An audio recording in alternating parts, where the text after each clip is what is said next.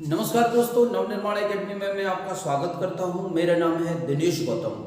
हमारा टॉपिक चल रहा है संविधान में, पॉलिटी में राष्ट्रपति की शक्तियां और राष्ट्रपतियों की शक्तियों में आज का टॉपिक है किसी विधेयक पर राष्ट्रपति को आदेश देने में, हस्ताक्षर करने के लिए किस प्रकार की शक्तियां प्राप्त हैं। तो मित्रों, यहाँ पर दो अनुच्छेदों की हम लोग बात करेंगे जिनमें राष्ट्रपति को शक्तियां प्राप्त हैं। किस तरह की शक्तियां प्राप्त हैं? दो अनुच्छेद होंगे। पहला अनुच्छेद 111 अनुच्छेद 111 और दूसरा अनुच्छेद होगा जो इसी से संबंधित है, अनुच्छेद 200। हम बात करेंगे दोनों अनुच्छेदों की, अनुच्छेद 111 और अनुच्छेद 200। देखिए, अनुच्छेद 111 में दिया गया है कि जब कोई विधेयक संसद के दोनों सदनों से पास हो जाता है तो वह राष्ट्रपति के हस्ताक्षर के लिए उनके पास जाता है।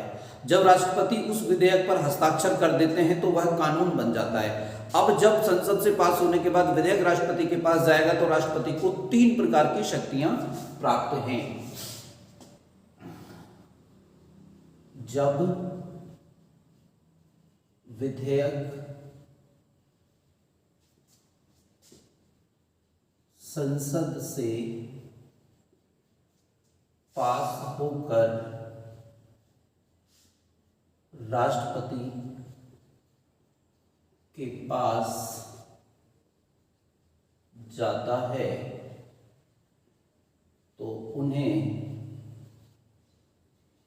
3 प्रकार की शक्तियां प्राप्त हैं। अर्थात राष्ट्रपति 3 काम कर सकते हैं। कितने काम कर सकते हैं? राष्ट्रपति को 3 शक्तियां प्राप्त हैं। राष्ट्रपति 3 कदम उठा सकते हैं तो उन्हें 3 शक्तियां प्राप्त हैं। अर्थात कितने कदम उठा सकते हैं? राष्ट्रपति 3 कदम उठा सकते हैं। मित्रों, वो कदम कौन कौन से होंगे उन कदमों को मैं यहां पर लिख देता हूं। कौन कौन से कदम होंगे? पहला कदम होगा अनुमति। यहां पर लिखते हैं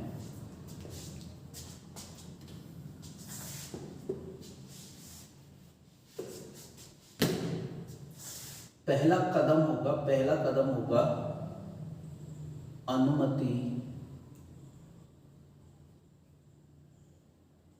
अनुमति दे दें।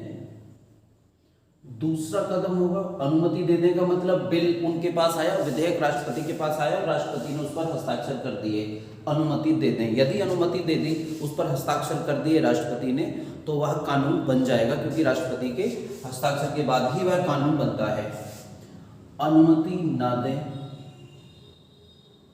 अनुमति न दें, तो एक कंडीशन होती है कि राष्ट्रपति अनुमति ही नहीं देते हैं। पहली कंडीशन होती है अनुमति दे देते हैं तो कानून बन जाता है। अब दूसरी बात होती है अनुमति ही ना दें, तो क्या होगा? और तीसरी बात होती है, तीसरा कदम राष्ट्रपति उठा सकते हैं कि पुनः विचार के लिए लौटा दें। ये 3 कदम उठा सकते हैं जब राष्ट्रपति के पास कोई भी विधेयक आ जाता है। अनुमति दे दें, अनुमति दे देने का मतलब है फिर तो अनुमति देने के बाद कानून बन जाएगा। यदि एक कंडीशन होती है अनुमति ना दें, दूसरी कंडीशन होती है उसे पुनः विचार के लिए लौटा दें, मित्रों, संविधान में राष्ट्रपति के 3 प्रकार की वीटो शक्तियां दी गई थी। उनमें से एक प्रकार की वीटो शक्ति खत्म कर दी गई है। 2 प्रकार की वीटो शक्ति ये रही आपके सामने। ये वीटो का मतलब होता है मना करना, रोक देना, अनुमति न देना। राष्ट्रपति अनुमति ही नहीं देते हैं, न मना करते हैं, न कोई बात करते हैं, तो इसको कहते हैं, न मना करते हैं, न अनुमति देते हैं, तो इसको नाम दिया जाता है जेबी वीटो का नाम दिया जाता है। राष्ट्रपति न तो हस्ताक्षर करते हैं, न राष्ट्रपति कोई जवाब देते हैं, कहते पड़े रहने देंगे। दूसरा है पुनः विचार के लिए लौटा सकते हैं। इसको जनरली तब राष्ट्रपति उपयोग करते हैं जब समय लेना हो। इसको कहते हैं निलंबनकारी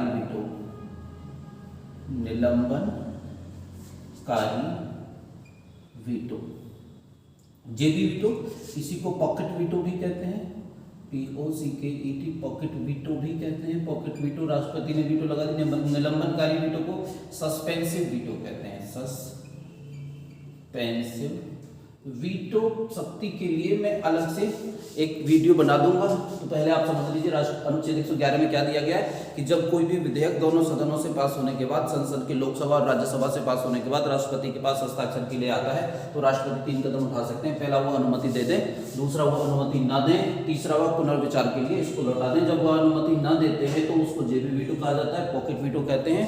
वह उनकी टेबल पर ही पड़ा रहता है। इसको हम आगे समझा देंगे। पुनः विचार के लिए लौटा दें, राष्ट्रपति यदि उसे पुनः विचार के लिए लौटा दें, तो जब राष्ट्रपति पुनः विचार के लौटा दें और वह संसद में दोबारा से चला जाता है, यहाँ पर एक कंडीशन दी है कि यदि संसद उसे कोई संशोधन करके दोबारा लौटा, जैसे पुनः विचार के लिए लौटा दिया जाता है, कोई संशोधन करके या बिना संशोधन के ही जब राष्ट्रपति के पास दोबारा भेजती है, तो अब राष्ट्रपति को हस्ताक्षर करने होंगे। याद रखना, जब राष्ट्रपति किसी भी विधेयक को संसद के पास पुनः विचार के लिए लौटाते हैं तो और फिर संसद उसे दोबारा से पास करके चाहे कोई बदलाव करे अथवा ना करे राष्ट्रपति के पास भेजती है, तो राष्ट्रपति को फिर इस पर हस्ताक्षर करने ही होते हैं। परंतु 2 केसों में राष्ट्रपति पुनः विचार के लिए नहीं लौटा सकते हैं। वो 2 केस कौन-कौन से होते हैं?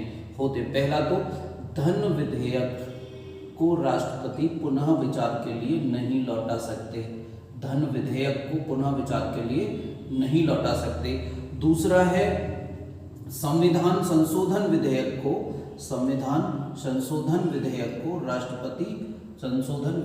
भी राष्ट्रपति पुनः विचार के लिए नहीं लौटा सकते। आप ये नोट कर लेना, धन विधेयक को नहीं लौटा सकते और संविधान संशोधन विधेयक को भी पुनः विचार के लिए नहीं लौटा सकते। बाकी सबको पुनः विचार के लिए लौटा सकते हैं और पुनः विचार के लिए लौटाए गए में यदि संसद कोई संशोधन करे अथवा ना करे और राष्ट्रपति को दोबारा भेज दे तो राष्ट्रपति को हस्ताक्षर करने होंगे। लेकिन इस केस में राष्ट्रपति किसी भी प्रकार का कदम नहीं उठाते, ना तो हस्ताक्षर करते हैं, ना पुनः विचार के लिए लौटाते हैं, ना ये कहते हैं कब तक हस्ताक्षर करेंगे, क्योंकि संविधान में इसका उल्लेख नहीं है कि राष्ट्रपति के पास जब कोई विधेयक जाएगा तो कितने दिन के अंदर उसको उस पर हस्ताक्षर करने होंगे राष्ट्रपति को, ऐसा कुछ नहीं दिया है। अनुच्छेद 111 खत्म, अनुच्छेद 111 खत्म। आइए देखो, अब हम बात करते हैं अनुच्छेद 200 में क्या है। अनुच्छेद 200 क्या है? राष्ट्रपति के अध्यादेश के विषय में, राष्ट्रपति के आदेश। अनुच्छेद 200 में क्या है, बात करते हैं क्या शक्ति है। अनुच्छेद 200 में संविधान में कहा गया है कि जब राज्य विधानमंडल के द्वारा पास करके कोई विधेयक राज्यपाल की अनुमति के लिए आता है, जिस प्रकार संसद से पास कोई भी विधेयक, जिस प्रकार संसद से पास होने के बाद कोई भी विधेयक राष्ट्रपति के हस्ताक्षर के बाद कानून बनता है, उसी प्रकार विधानमंडल से पास कोई भी विधेयक राज्यपाल की अनुमति के बाद ही कानून बनता है। तो जब विधानमंडल से पास होने के बाद, जब राज्य विधानमंडल से पास होने के बाद कोई विधेयक राज्यपाल के पास भेजा जाता है हस्ताक्षर करने के लिए, तो अनुच्छेद 200 राज्यपाल को यह शक्ति देता है कि वह राष्ट्रपति के विचार के लिए उस विधेयक को अपने पास रख सकते हैं। राष्ट्रपति के विचार के लिए राज्यपाल विधेयक को रख लें। कंडीशन पूरा सिस्टम समझ लेना। राज्य विधानमंडल ने पास किया, राज्यपाल के पास आया, राज्यपाल के पास एक शक्ति है अनुच्छेद 200 के द्वारा कि वह राष्ट्रपति के विचार के लिए, कि राष्ट्रपति उसको देख लेंगे, उस विधेयक को अपने पास रख लेते हैं। राष्ट्रपति के पास इसके विषय में भी 3 शक्तियां हैं। 3 शक्तियां राष्ट्रपति के पास कौन कौन सी हैं? पहली शक्ति हस्ताक्षर कर दें, मतलब आज्ञा दे दें, हस्ताक्षर कर दें।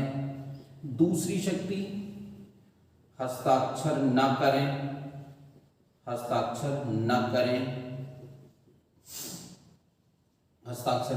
और तीसरी शक्ति राज्यपाल से कह दें कि वो विधानमंडल को इसे वापस कर दें पुनः विचार के लिए।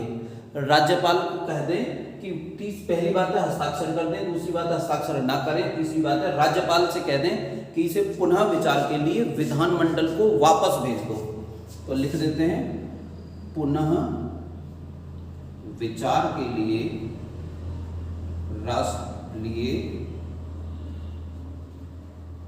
विधानमंडल